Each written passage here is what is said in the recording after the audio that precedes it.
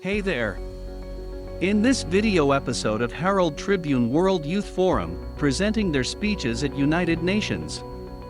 It's really impressive that this teenager's showing amazing skills and courage in United Nations stage. This episode youngsters talk about the roots of prejudice. Presenter of the discussion is Mrs. Helen Height Waller. Let's move to the video and watch them. Participants in the discussion on Roots of Prejudice are the delegates from Israel, the Gold Coast, Union of South Africa, Jordan, North, and Japan. We hear first from Marlene Root of the Union of South Africa and Fifi Hesse from the Gold Coast. I have spent most of my energy during the last 3 months trying to figure out what had been happening to me since I've been here. And quite frankly, I still don't quite know. But one thing I do know, a person can change more in 3 months than I've ever thought it possible. Sometimes I can't identify myself with the Marlene that left Johannesburg 3 months ago to represent the Union of South Africa at this forum. I think all of us have had the same feeling to some extent, Marlene. Well, you see, when I got on that Pan-American plane, I had never before met a Negro on terms of equality, and I was so excited on the plane and thinking and wondering about how your country would be that I never gave it a second thought that I might be picking up some other African delegates. When we put down at Accra, very fortunately the American cultural attaché came to me and asked me whether I would like to meet the delegates from Nigeria and Gold Coast, this being Minjaba and Fifi. To be quite honest, I was scared stiff because I knew how they regarded white South Africans and what they had been saying about us in the newspapers. I was scared too, but I decided to be prepared for anything and play it the way she did. Marlene offered her hands first. By the time we got to Lisbon the next afternoon, the 3 of us were sitting on 2 seats, finishing an enormous box of chocolates I had been given before I left home. We couldn't stop talking for 1 minute, and I'll never forget that exciting moment when we flew over New York at 5 a.m. Christmas morning with all the lights lit up. It was very exciting. At Idlewild, we got the first feeling of what this forum would be like. We were looking for lost luggage, waiting and helping each other. Then I didn't quite know how very difficult this 3 months would sometimes be for me. I wonder if you realize how hard things have been for Marlene here. You are still in character, Fifi, for when things have been hardest for me, Fifi's most often been the person that understood me best. What I can't understand is, if Fifi understands what I mean when I explain apartheid, why don't you? Why don't you give it another try? Thank you, but I would like to explain the policy of apartheid which my government in South Africa follows. This apartheid is simply the Afrikaans word meaning separateness. This policy isn't based on the differences in skin color. It arises from the basic differences between 2 peoples whose cultures, religious habits, and state of civilization is so far apart, and also from the fact that the power is in the hand of a small group. In theory, apartheid aims to set both black and white free, to develop to the full extent of their capacities, leaving each free to preserve their own cultures. And eventually, as the blacks develop, they will be given more government until the day they can take over their own government, and we will keep ours. I have discovered since I've been in the United States that I didn't really know how complex the racial situation in my country was. I know that we are not born prejudiced, but that we accept the ready-made attitudes of others, and that the social order of today conveys lessons which we absorb without conscious learning. Let me try to put this matter of prejudice in perspective. The word prejudice comes from 2 Latin words, prae, which means before, and judicium, which means judgment. Literally, prejudice means preconceived judgment. People make preconceived judgments, become prejudiced, when they do not know the facts, or when they do know the facts and do not like them. For example, when our interests conflict with that of others, we think others deserve less than we do in order to be at peace with ourselves. We think of another as inferior in order to create for ourselves a feeling of superiority. Let me tell you about a small survey I conducted in some high schools in this country. I asked a number of Negro girls how often white boys took them out on dates. About 90% had never been out with a white boy. The remaining 10% could count the number of times on their fingers. The experience of Negro boys was much the same. What is responsible for this segregation in unsegregated schools, where blacks and whites do everything together? Some people say the reason is economic, that the average Negro income is much less than the white. I do not think that is the only reason or the most important. I think it is the old contempt inherited from the days of slavery. No matter how widely publicized the Supreme Court decision, the basic causes of segregation still exist in ourselves. We must see that they are removed. You see how difficult Fifi makes this for me? How easy the policy of apartheid would be to work out if skin color did make one person superior to another. Marlene, let me say what needs to be said here, because it is easier for me than for you. There is a fundamental difference in educational development and rate of adjustment to Western machine civilization that makes it difficult, but not impossible, for the white South African to treat the native as an equal today. Why these differences exist is another problem. But it is also difficult when people use the word native as if it were synonymous with savage, primitive, and uncivilized. I recently saw an advertisement on a subway train here which read, "You need not go savage for comfort." It showed a woman from somewhere in the East Indian Islands very scantily dressed. It was an advertisement for girdles, another example of how we are unconsciously taught that natives are primitive. And Fifi, let me say what is easier for me to say than for you. Through the ages, the whites all over the continent of Africa have believed that they are superior to the natives, and therefore the natives should be kept apart from them. Also, they have not done as much as they should have to help these natives adjust to the Western civilization which they imposed on them. Too much of our policy has been based on fear of our fellow man rather than confidence in him. But people are beginning to realize that the natives are human beings, just like me and you, and that they should be given equal chance. The whole Africa is changing, white as well as black, and it's a change for the better. I would like to add this. South Africa has achieved more in the past 10 years and done more in the past 10 years than was done in all the 200 years that is past.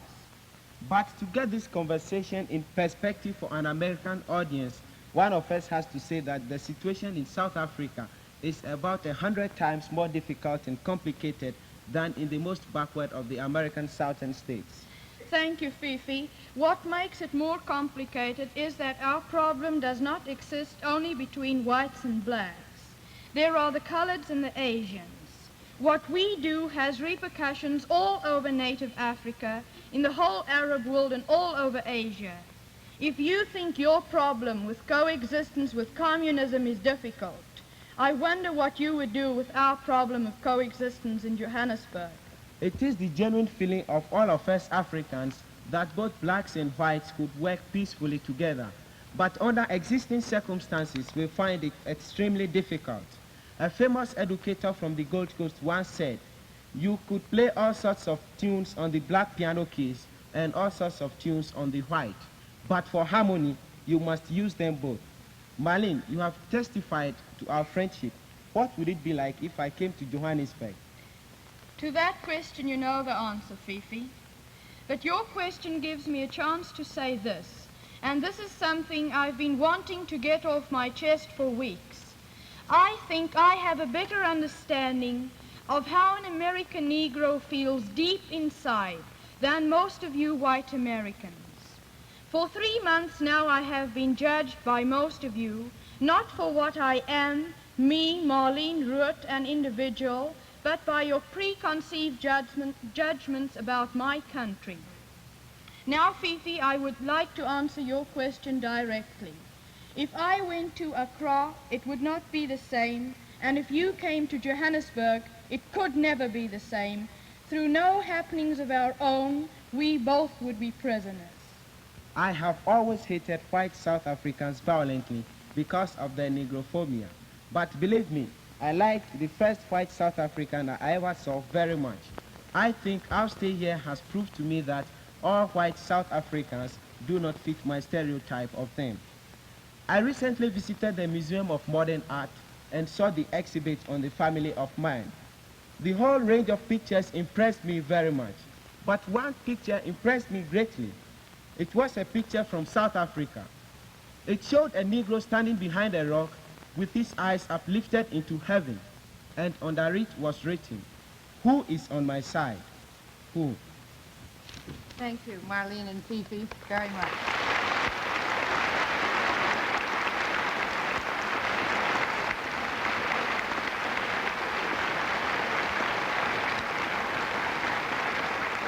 We hear next from Akram Barakat from Jordan.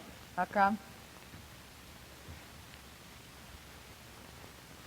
When I was chosen to represent Jordan in this forum, I didn't know there would be also a delegate from Israel. Then in the letter from Mrs. Waller telling us how to prepare for the trip, I saw the name of Israel listed among the countries to be represented. It was really difficult for me to think how I would act. My first thought was I would not speak with him at all and treat him as our countries treat each other. But this was difficult from the beginning because his country was listed as Israel and we call it Palestine. I talked to some of my teachers and friends to get their advice. Some said I should not speak to him at all. Others said I should treat him just as I would treat any of the other delegates to show him that we don't have anything against people. When Gur arrived, I got to know him just as I did the other delegates. We all had so much in common that our political differences didn't come up. 2 days later, we both happened to be assigned to wash dishes together with some of the other delegates. And Gur and I started to talk about the Palestinian problem. I was surprised to find that some of the others had not even heard about it. In trying to explain to them, we had to go easy on the heat in order to shed some light. And although we were talking about a very complicated problem from very different points of view, still neither of us broke a dish. Only 3 months ago, I used to think that all Jews are Zionists. Since I have been here, I have realized that there are some Jews who don't have any faint idea about Zionism. So a very good thing I learned, first of all, is that Judaism is not synonymous with Zionism. Judaism is a religion. Zionism is a political idea. So we should not confuse the two. Therefore, although I still have some prejudice against Zionism, naturally enough, I don't have anything against Judaism now. However, as an Arab, I do feel prejudice against Zionism because of all the troubles it has brought to this part of the Middle East. My job here as a forum delegate in 6 different host schools and in all the others I have visited has been to talk about my country and explain my point of view. In some of these schools, there have been not only large numbers of Jewish students, but many Zionists. In many cases, I gave them their first opportunity to hear the other point of view, and it was my first opportunity to discuss this problem with Zionists. I was so glad, I felt really happy when some of them not only understood my point of view, but really appreciated a chance for discussion instead of angry argument. It was the first time for some of them to see that the other point of view is at least possible. Now, I have talked enough about Palestine.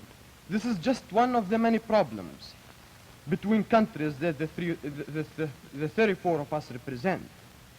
The thing that the last 3 months has made us wonder about, since all of us are friends, is this. Since people from anywhere like people from anywhere, as individuals, and since everybody seems to agree that wars usually do more harm than good, where is the point where people forget where their common interests are and start fighting each other? This is a complicated question, too complicated for students to solve. Maybe the fact that we have asked the question here in the United Nations will have some small influence on the official delegates who occupy these seats and who will be back here again next week trying to find the answers. Thank you.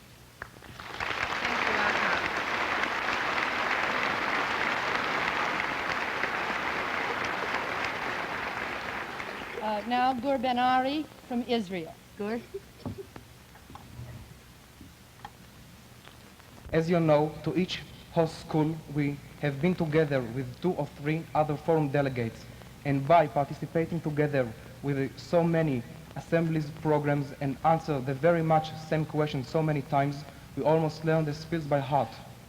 So once, while all the group was in Washington, we decided, just for having fun, to exchange roles and to see how well we could represent another's point of view. So I found myself a delegate from Jordan trying to convince the delegate from Israel, who of course was another of the Arab countries. At the end it was a draw. Sometimes I realized how narrow-minded people can be by pursuing only selfish interest and by forgetting that there is something more fundamental, serving good international interest. Of course, it's not so easy as it might sound. And coming back to what you said, Akram, about your experiences and discoveries about Judaism and Zionism, I must tell you, and I'm very happy to do so, that all the Jews I met, and also most of the non-Jews I talked to, were very sympathetic towards Israel and what it stands for, and especially the Zionists, who see in the ancient new country of Israel the fulfillment of their age-long hopes. As this forum, the topic of this forum is the world we want, I can say that the world we don't want is a world where we can breathe freely in the morning just because no calamity happened overnight. We don't want a world where countries would spend most of their energy on armaments in order to bring closer the possibility of dying together. Instead, we should be finding a way of living together. This forum helped me also in another way. It made me proud of being a citizen of my young country. I was asked many times whether I would like to become a citizen of America and live here. And to me, it was like asking, would I like to exchange my parents? However, I find that there is much alike in your country and in my country. Both countries face the problem of integration, the problem of forming one indivisible nation out of many people from everywhere. And we are overcoming the prejudices which might have arisen. Israel is a country of challenge and gives to every citizen the wonderful feeling that he is needed, and especially the youth. What my country needs now, as all other nations, is peace. We have much constructive and creative work to accomplish. War prevents nothing and solves nothing. I wonder whether we will be able to impart our wonderful experience that we have had here with so many as we would like to. Maybe that is why I can end by saying that I wish the politicians would solve their problems the same way we all did. We lived here in the world we want, a peaceful world which, discounting the prejudices, can be achieved.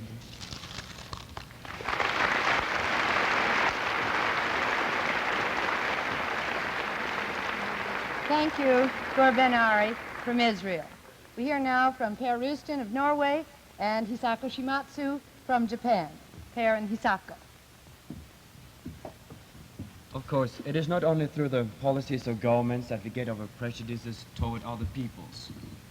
In Europe, people often go crazy about what they call the cultural policy of the United States. The Americans themselves, of course, claim that they actually haven't any cultural policy. This is theoretically right, as the American government doesn't control which books or which movies are sent abroad. The practical result is, however, that you do have a cultural policy determined by Hollywood and make it plain? Do people have to come here, as we did, to find out how hospitable and friendly you are? Of course, I realize now that you are so used to it that you're not inclined to talk about this side of American life. But you must realize that if you want our military solidarity, you need our psychological support, and we could never respect the United States in a cultural field through Hollywood as it is today. I wonder how many of our prejudices come from history books. I'm proud of my history teacher. When we used to read about how the old Vikings ravaged down in Central Europe and in England, he always says, remember boys, this is nothing to be proud of. Few teachers manage to be so objective about their subjects, and too many stress differences instead of similarities between nations. But sometimes, when countries are far away, they don't stress the differences enough. When I was in Japan, I thought China was a far-off country. But here, to my surprise, many people consider China and Japan the same country. What are some of the differences you found between Japan and the United States? Well, in Japan, people who can have a car are the only upper-class people. And then they use the cars mostly for business. But here, I saw a washing woman who comes to clean the house driving a Buick. It is envious that American women are given much chance to please or to develop their knowledge by the many convenient machines. It is difficult for us to do something in the world after marriage. But everything is too automatic and similar. I wonder whether they can understand the taste of handmade things or pleasure of delicate variation. I danced with boys for the first time in my life here. I was so shocked at the dance party in high school. If I had written my parents about it in detail, they would have taken me back to Japan soon. Our social life in Norway is much the same as yours, but I did notice one difference in the schools. I got the impression that American high school teachers may talk about some of their political opinions in their classes. As far as I know, there are no laws, as in Norway, that can prevent them from doing so. I know that we at home may have any kind of political discussion in class, but the teacher has to stay out of it. I will never forget what I saw and heard in an American citizenship class of between 11 and 13 years old some few weeks ago. The teacher said, today we're going to talk about communism for the first time. The kids sat with wide open eyes and listened attentively. When he had finished his description, he asked, what could we do to stop communism? He didn't try to give a definition of communism and gave the kids an impression that socialism, even socialism as we do have in Norway, is a synonym of dictatorship. This is dangerous as a kid up to a certain age not has got the intellectual capacity to question what he hears in school, and as it is human to stick to first opinions, most people in later life will try to conform new impressions to this fixed idea. I notice another difference between American high schools and ours. Sometimes in Japan, we take too many subjects with a speedy lesson. It makes us indigestion. And our knowledge we get in this way is not real one. I couldn't find in the classroom of American high school who is intelligent, who is not so. Here, everyone joins in discussion.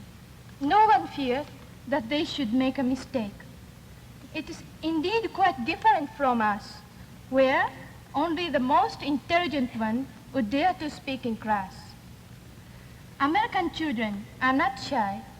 They say and do what they think to be right without hesitation. We must learn that characters from them, because Sometimes we are too polite in discussion. Few say their opinion. Even if we knew the answer for the teacher's question, we don't say until he points us out. I think equality and individualism must be applied to Japanese education. But Isako, Americans have been in Japan for nearly 10 years now. Haven't they brought some new ideas like individualism to your country? Japanese know the word individualism, but they don't practice it. Something in a very old thought prevents us to do it. To be conservative, modest, patient, respectful, and obedient are the part of our character. I found a word that describes it. Introspective, internal. Japanese people have composure. We don't show ourselves to others. To us, when you express your feelings in big expression, it proves that you don't feel deeply, and you will forget it soon. In this, we are so different from Americans. What we think is delicate, you call ungenerous. What to us is modesty, to you is secrecy. Before I came, I knew that there was a difference between American and Japanese in customs or in the behaviors. But now, I know there is something very different in our minds. Just after the war, when we began to know the word democracy, a teacher called her class for examination. They answered, "No, we don't want to take it, because we are free now." We have been much in contact, but we have only understood the surface of each other's culture. We haven't yet understood what in each is best. Hisako, you've helped us a lot understand what is best in the Japanese culture since you've been here. I wonder if all 6 members of the panel will stand now so that you can have a hand for all of them. Good. Thank you.